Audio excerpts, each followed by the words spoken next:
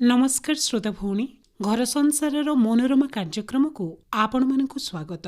श्रोता भौणी प्रति सोमवार आमे आमर मनोरमा कार्यक्रम रे साहित्य क्षेत्र रे एक विशेष व्यक्तित्व को साक्षात करिथाउ।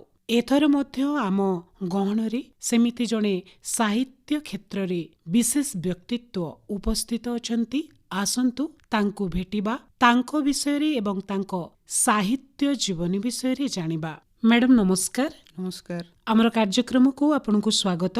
अशेष धन्यवाद आपनको। प्रथमे तो आपणकर परिचय आमर श्रोता भौणी मानकु दियंतु एवं निज विषय रे किछि कहंतु। मु पद्मालय मिश्र। मु अनेक वर्ष धरि शिक्षकता कली। मु जने कवयित्री, लेखिका, विभिन्न विभाग रे लेखा मोर अछि। गोटे बही मोर अछि शिशु कविता बही रंग रंगिया सारा दुनिया, बेस आदृत होइछि लोकंक द्वारा। मु चाहूँ बहीटा पिलांक पाखरे केमिति पहुँचू से चेष्टा मु वर्तमान अच्छी।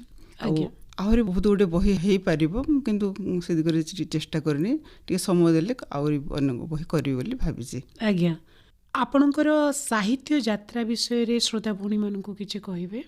मु तो मूलरू बहुत रेडियो पर थी, रेडियो शुणुली, पत्र पत्रिका जोठी जहाँ पाइले पढ़ी दउथली। तो सेते बेले मोर भी इच्छा होतला मु केमती टिके लिखि पारंदी। प्रथम मु कविता लिखिली अष्टम नवम पढ़ला बेलू से भजन जनाण एमती लिखुली। प्रथम करी मो माँ को जनाण लिखि मोर मन पड़ुछि। तापर धीरे धीरे मो आधुनिक कविता, शिशु कविता, व्यंग साहित्य, मिनी गल्प, क्षुद्र गल्प, प्रबंध एमती अनेक विभिन्न दिगरे किछि किछि लेखा मोर अच्छी। वर्तमान भी लेखा चली। आपण ये जो लेखा आरंभ कले आपणकु किए प्रेरित करिथिले ना आपण खाली पढ़ापढ़ी करी एवं रेडियो शुणी कि आकर्षित होई कि साहित्य प्रति लिखिबा आरंभ करिथिले। मु जेतले छोट बेले पत्र पत्रिका पढ़ुଥିଲି माँ कहथिले जे केते गप बही पढ़ुछु। मो बापा कहथिले पढ़िबा अभ्यास भल। बापा जो मते पढ़िबार सुजोग देछन्ती मु बहुत गुडे बही पत्र पढ़ापढ़ी करुଥିଲି। मोर इच्छा होतला मु भी किछि लेखंती। तो बापा ही मोर प्रेरणा। आ सेते बेले घरे गंगाधर ग्रंथावली, राधानाथ ग्रंथावली, फकीर मन को लेखा सब एमती थिला। सब मु पढ़ी पकोतली। तो मोर भी इच्छा होतला मु केमती लेखंती। सेटा ही मोर प्रेरणा बोली मु भाबे। आज्ञा आपणको शिक्षा केउठु आरंभ होइथिला आउ आपण शिक्षयित्री हेले ताहा पूर्वरु निर्धारित करी रखिथिले आपणकर लक्ष्य थिला ना ता पाई भी किए प्रेरित करिथिले। मत आरंभ ही शिक्षकता करिवार मोर इच्छा थिला। प्रथमे किछि वर्ष मो कॉलेज रे चाकरी करथिली किंतु तापरे यूपी स्कूल रे चाकरी कली। जोठी भी पाठ पढ़े मते छोट दिन मो स्कूल रे पढ़ला बेले मो घर रे माँ रो साड़ी पिंधि के मो पिला को पढ़ौथिली। पिला माने केही पाखरे सने नथिले किंतु मो पिला को पढ़िबार अभिनय करथिली। मो भीतर शिक्षकता करिवार आग्रहटे मूलरू जन्म रे थिला बोझे। आज्ञा आज्ञा एई आपण जेमती कहिले जे आपण लिखिबा आरंभ कले, रेडियो सुनी, विभिन्न पत्र पत्रिका पढ़ी साहित्य प्रति आकर्षित हेले। आपण जेतेबेले लेखुचंती सेतेबेले आपणको मनरे प्रथमे कोनोसी भावना प्रवेश करूची ना आपण स्वतः किछि शब्द पाई जाउचंती जहा आपण लिखिबा आरंभ करचंती। केतेबेले शब्द आछि, केतेबेले किछि भावना आछि। आज्ञा गोटे शब्द भी गोटे गप गढ़ी दिए आ किसी घटना किसी भावना भी गोटे गल्प गढ़ी दिए जेतेबेले जोटा। आज्ञा दैनंदिन जीवन केउ सब छोट छोट घटना आपणको लेखारे स्थान पाई थाए। जो घटना सब मन को टिके चहले दिए, विवेक को टिके उखारे दिए, किसी स्वाभाविकता टिके भिन्न होते जहाँ मन भीतर रही जाए सेमिति कथा सब गपरे आसे।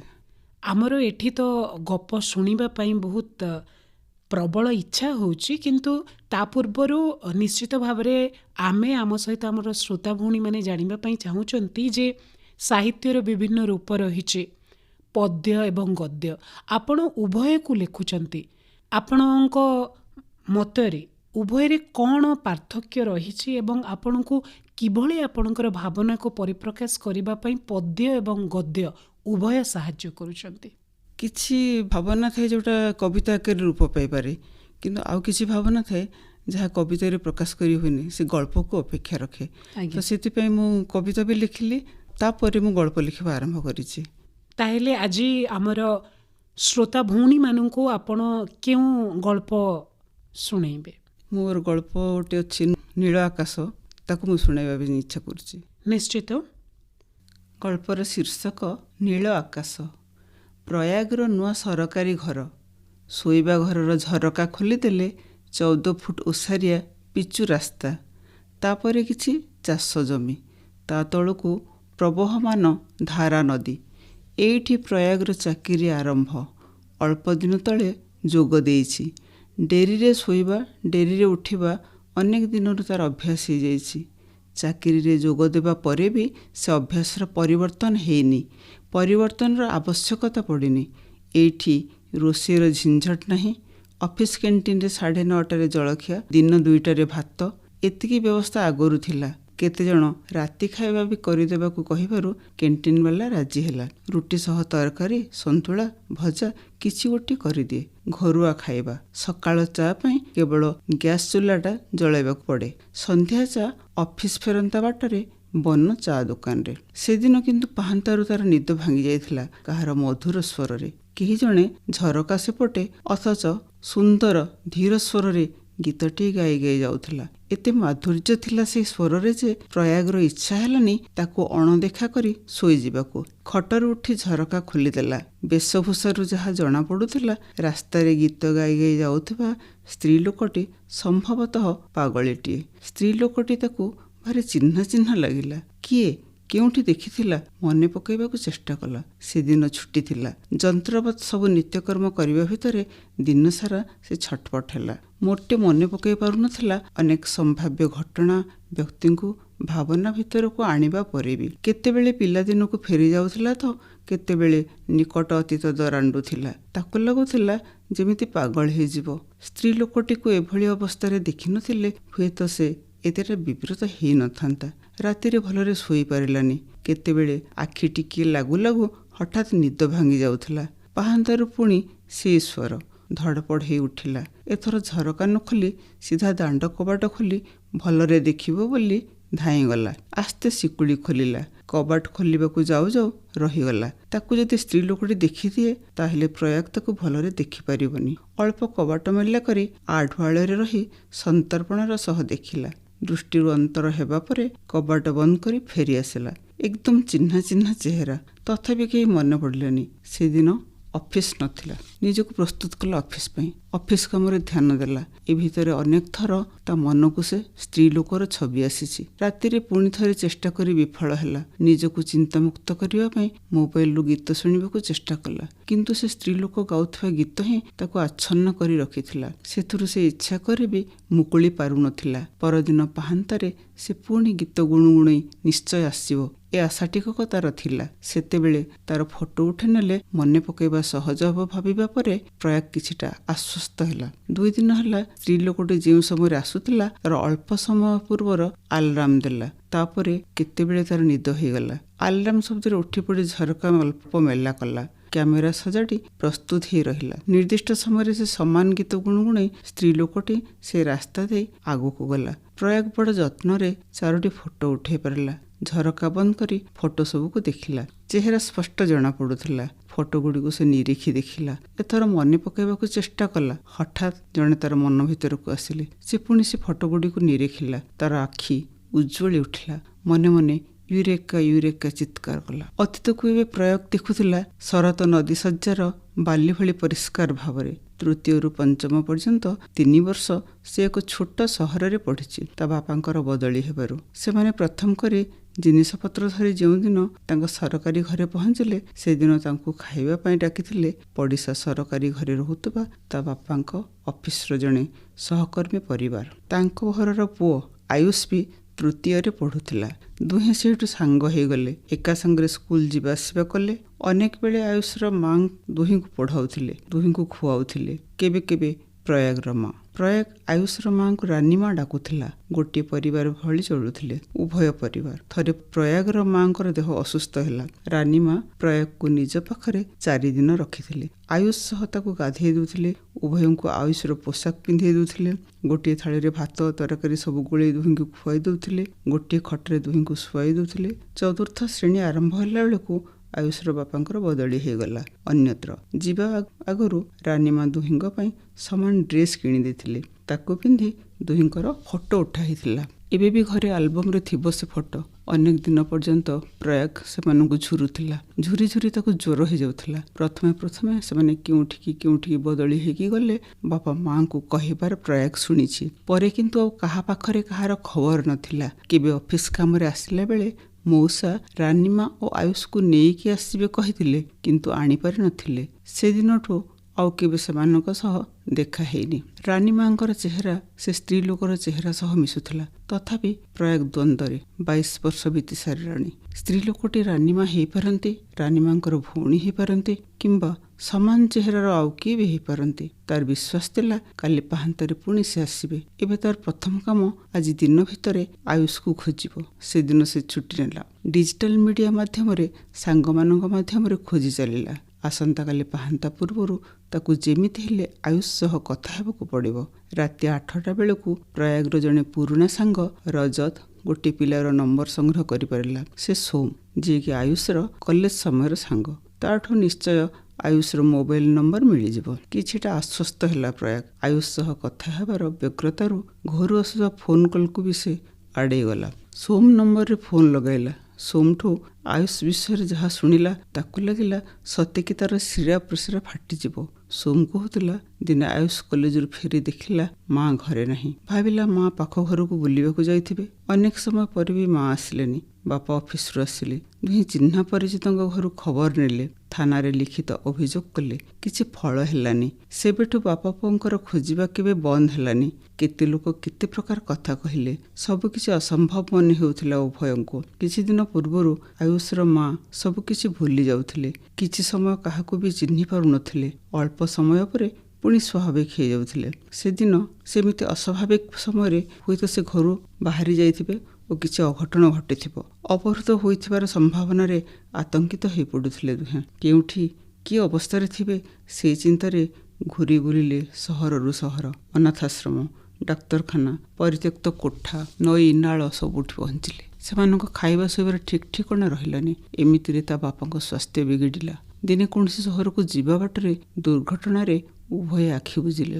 ସୋମ ଠାରୁ ଏତିକି ଶୁଣୁ ଶୁଣୁ ଲୁହ ଆଉ କୋହରେ ଆଚ୍ଛନ୍ନ ପଡ଼ିଥିଲା ପ୍ରୟାଗ। ତା ପରଦିନ ପାହାନ୍ତାରେ ପ୍ରୟାଗ ପ୍ରସ୍ତୁତ ହେଇକି ରହିଥିଲା। ସ୍ତ୍ରୀ ଲୋକଟି ନିର୍ଦ୍ଦିଷ୍ଟ ସମୟରେ ଆସିଲେ। ପ୍ରୟାଗ ଯାଇ ତାଙ୍କ ସାମ୍ନାରେ ଠିଆ ହେଲା। ସେ ତାକୁ ଦେଖିଲେ। କିଛି ବି ପ୍ରତିକ୍ରିୟା ନଥିଲା ତାଙ୍କଠି। ରାନୀମା କହି ଡାକିଲା ପ୍ରୟାଗ। ସେ ଡାକରେ ଟିକେ ସମୟ ଅଟକି ଗଲେ। ତୃତୀୟ ଶ୍ରେଣୀର ସ୍ୱରରେ ଯଥେଷ୍ଟ ପରିବର୍ତ୍ତନ ହୋଇଥିବା ସ୍ୱାଭାବିକ। କିନ୍ତୁ ରାନୀମା ଶବ୍ଦ ହୁଏତ କିଛି ସ୍ମୃତି ଫେରାଇ ପାରେ। ଆଶା ଉଙ୍କି ମାରି ମାରୁ ମୁହଁ ଲୁଚାଇ ଦେଲା। ପୁଣି ସେ ଆଗେଇ ଚାଲିଲେ। ପ୍ରୟାଗ ଯଥେଷ୍ଟ ଦୂରତାରେ ତାଙ୍କୁ ଅନୁସରଣ କଲା। ଧାଡ଼ିଏ ଦୋକାନ ଘର ମଧ୍ୟରୁ ଗୋଟିଏ ବହୁ ଦିନରୁ ଅବ୍ୟବହୃତ ଜଣାପଡ଼ୁଥିବା ଦୋକାନ ବାରଣ୍ଡାରେ ସେ ବସି ପଡ଼ିଲେ। ଅଳ୍ପ କେତୋଟି ଖୋଲା ଥିବା ପାଖ ଦୋକାନୀଙ୍କଠୁ ତାଙ୍କ ବିଷୟରେ କିଛି ଖବର ବୁଝିଲା ପରେ ଫେରି ଆସିଲା ପ୍ରୟାଗ। ସେଦିନ କଲେକ୍ଟରଙ୍କୁ ଦେଖା କରି ସବୁ କଥା ଜଣେଇ ରାନୀମାଙ୍କୁ ନିଜ ପାଖକୁ ଆଣି ଚିକିତ୍ସା କରାଇବ ବୋଲି ଦରଖାସ୍ତ କଲା ଓ ତାଙ୍କଠୁ ଅନୁମତି ପତ୍ର ନେଇ ଆସିଲା। ତାପରେ ସିଧା ତାଙ୍କ ପାଖରେ ପହଞ୍ଚିଲା। ପାଖରେ ବସି ଡାକିଲା, ମା। ତାକୁ ଅନେଇଲେ। ମୁଁ ଆୟୁଷ। ରାନୀମା ଟିକେ ହସିଦେଲେ। ତା ମୁହଁରେ ହାତ ବୁଲେଇ ଆଣିଲେ। ଚାଲ ଆମେ ଘରକୁ ଯିବା। କିଛି ନ କହି ସେ ଠିଆ ହେଲେ। ହାତ ଧରି ତାଙ୍କୁ ପ୍ରୟାଗ ତାର ସରକାରୀ ଘରକୁ ନେଇ ଆସିଲା। ପ୍ରୟାଗ ସହ ରହୁଥିବା ଅସୀମକୁ ସେ ଆଗରୁ କହିଥିଲା ତାକୁ ଆଉ ସାର୍ ନ ଡାକି ଆୟୁଷ ଭାଇ ବୋଲି ଡାକିବାକୁ। ତାରି ସହାୟତାରେ ତାଙ୍କର ପୁରା ଯତ୍ନ ନେଲା। ଅଳ୍ପ ଦିନ ପରେ ଡାକ୍ତରଙ୍କ ପରାମର୍ଶ କ୍ରମେ ତାଙ୍କୁ ଡାକ୍ତରଖାନାରେ ଏଡମିଟ୍ କଲା। ପ୍ରତ୍ୟେକ ଦିନ ସନ୍ଧ୍ୟାରେ ପ୍ରୟାଗ ତାଙ୍କୁ ଦେଖା କରିବାକୁ ଯାଏ। ଯଦିଓ ସେ କିଛି ନିଜେ କହୁନଥିଲେ, ତଥାପି ତାଙ୍କ ବ୍ୟବହାରରୁ ଜଣାପଡ଼ୁଥିଲା ସେ ସୁସ୍ଥ ହେଇ ଆସୁଛନ୍ତି। ପ୍ରଥମେ କିଛି ପଚାରିଲେ କେତେବେଳେ ହସି ଦେଉଥିଲେ ତ କେତେବେଳେ କିଛି ନ ଶୁଣିଲା ଭଳି ତୁନି ରହୁଥିଲେ। ପରେ ପରେ କଥାର ଉତ୍ତର ଦେଲେ। ବେଳେବେଳେ ସେ ଉତ୍ତର ଏପଟ ସେପଟ ହେଉଥିଲା। ଦିନେ ଦିନେ ପ୍ରୟାଗକୁ ଏକଲୟରେ ଅନେଇ ରହୁଥିଲେ। ପ୍ରୟାଗ ଅପେକ୍ଷା କରୁଥିଲା ସେ କିଛି କହିବେ, କିନ୍ତୁ କିଛି କହୁନଥିଲେ। ଅନେକ ଦିନ ପ୍ରୟାଗ ତାଙ୍କୁ ଭେଟିବାକୁ ଗଲାବେଳେ ସେ ତାକୁ ଅନେଇ ରହୁଥିଲେ। ଦିନେ ସନ୍ଧ୍ୟାରେ ସେ ତାକୁ ବହୁ ସମୟ ଦେଖିବା ପରେ ତାଙ୍କ ପାଟିରୁ ବାହାରିଥିଲା, ପ୍ରୟାଗ। ହଁ ରାନୀମା, ମୁଁ ପ୍ରୟାଗ କହି କୁଣ୍ଡେଇ ପକାଇଥିଲା ରାନୀମାଙ୍କୁ। ଉଭୟଙ୍କ ଆଖିରୁ ବହି ଚାଲିଥିଲା ଲୁହ। ଆଉ ଅଳ୍ପ ଦିନ ଡାକ୍ତରଖାନାରେ ଚିକିତ୍ସିତ ହେବା ପରେ ତାଙ୍କୁ ଅନୁମତି ମିଳିଥିଲା ଘରକୁ ଯିବା ପାଇଁ। ପ୍ରୟାଗ ତାର ସରକାରୀ ଘରକୁ ନେଇ ଆସିଥିଲା ରାନୀମାଙ୍କୁ। ପ୍ରୟାଗ ଅଫିସରେ ଥିବା ସମୟ ତକ ଅସୀମ ତାଙ୍କ ପାଖାପାଖି ରହୁଥିଲା। ଧୀରେ ଧୀରେ ତାଙ୍କର ସବୁ ପଛ କଥା ମନେ ପଡ଼ୁଥିଲା।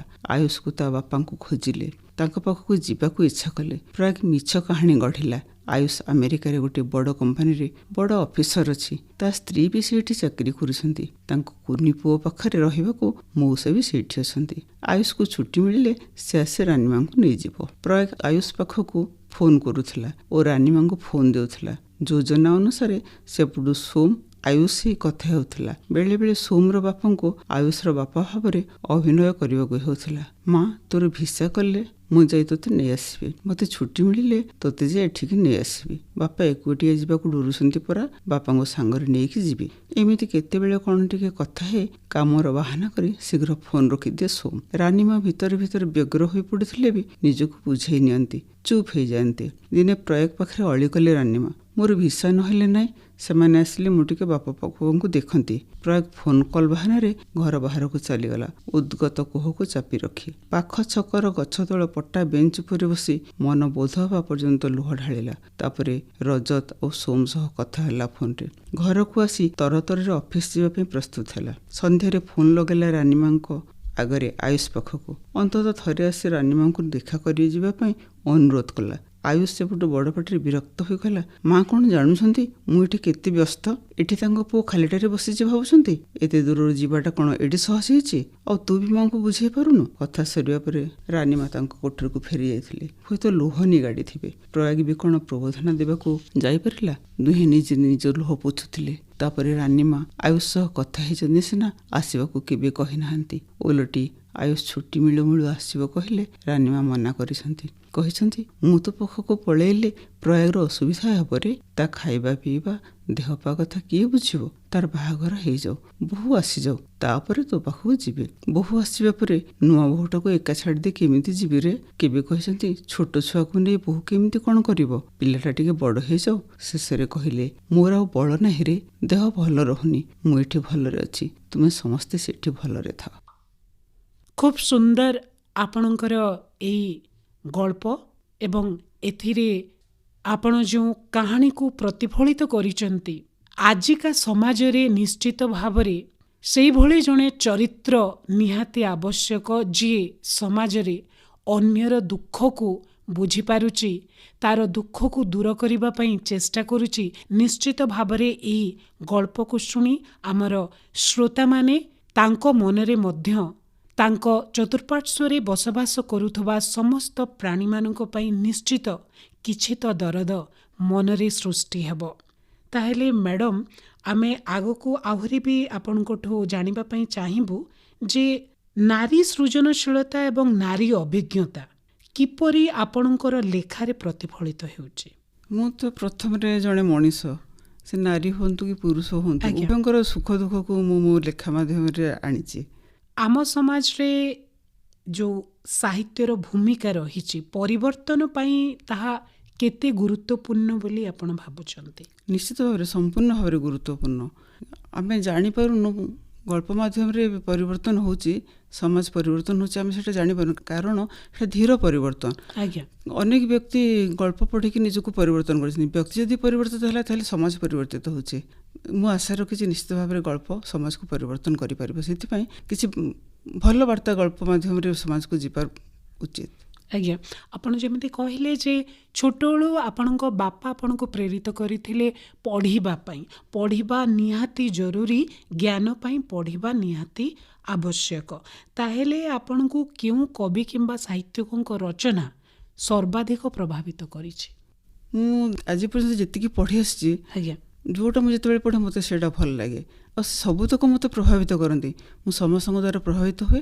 ଲେଖିଲା ବେଳକୁ ମୁଁ ନିଜ ଶୈଳୀରେ ହିଁ ଲେଖେ। ଆଜ୍ଞା, ଆପଣଙ୍କ ମତରେ ବର୍ତ୍ତମାନର ଯୁବପିଢ଼ି ସାହିତ୍ୟ ପ୍ରତି କେତେଟା ଆକର୍ଷିତ? ବର୍ତ୍ତମାନର ଯୁବପିଢ଼ି ବହୁତ ଗଳ୍ପ କବିତା ଲେଖୁଛନ୍ତି, ଆଜ୍ଞା, କିନ୍ତୁ ପାଠକ ସେ ତୁଳନାରେ ନାହାନ୍ତି। ଆଗରୁ ଯେମିତି ସାହିତ୍ୟିକ ଥିଲେ କିନ୍ତୁ ପାଠକ ବହୁତ ଥିଲେ। ବହୁତ ଜଣ ପଢ଼ିନଥିଲେ ମଧ୍ୟ ସେମାନେ ଶୁଣିକି ମନେ ରଖୁଥିଲେ, ଆଦର ଥିଲା ସାହିତ୍ୟର। କିନ୍ତୁ ଏବେ ଯେତିକି ଲେଖକ ସେତିକି ପାଠକ, ସେଇମାନେ ହିଁ ଲେଖୁଛନ୍ତି, ସେଇମାନେ ହିଁ ପଢ଼ୁଛନ୍ତି। ତ ପାଠକ ସଂଖ୍ୟା ବଢ଼ିବା ନିହାତି ଦରକାର ବୋଲି ମୁଁ ମନେ କରୁଛି। ଆଜ୍ଞା, ଆଜ୍ଞା। ଆକାଶବାଣୀ ଭଳି ମାଧ୍ୟମରେ ଆପଣଙ୍କର ଲେଖା ପ୍ରସାରଣ ନେଇ ଆପଣଙ୍କ ଅନୁଭବ କେମିତି? ମୋତେ ତ ମୂଳରୁ ଆକାଶବାଣୀ ବହୁତ ଭଲ ଲାଗେ, ମୋର ଅତି ପ୍ରିୟ। ତେବେ ଆଜି ମୁଁ ଯେ ଆକାଶବାଣୀ ମାଧ୍ୟମରେ ମୋର ଗପଟିକୁ ପ୍ରସାରିତ କରିବାର ଗୋଟେ ସୁଯୋଗ ପାଇଲି, ସେଥିପାଇଁ ମୁଁ ବହୁତ ଆନନ୍ଦିତ। ଆଉ ଗଳ୍ପଟି ନିଶ୍ଚୟ ବହୁ ଲୋକଙ୍କ ପାଖରେ ପହଞ୍ଚିବ, ଆଜ୍ଞା, ସେ ଆଶା ମୁଁ ରଖିଛି। ଶ୍ରୋତାମାନଙ୍କ ପ୍ରତିକ୍ରିୟା ଆପଣଙ୍କ ସୃଜନରେ କିପରି ପ୍ରଭାବ ପକାଏ? ଶ୍ରୋତାଙ୍କର ପ୍ରତିକ୍ରିୟା ହିଁ ତ ଗୋଟେ ଲେଖକଙ୍କ ପାଇଁ ଶ୍ରେଷ୍ଠ ପୁରସ୍କାର। ଆଜ୍ଞା, ମୁଁ ଥରେ ଗୋଟେ ପୁରୁଣା କଥା କହୁଛି।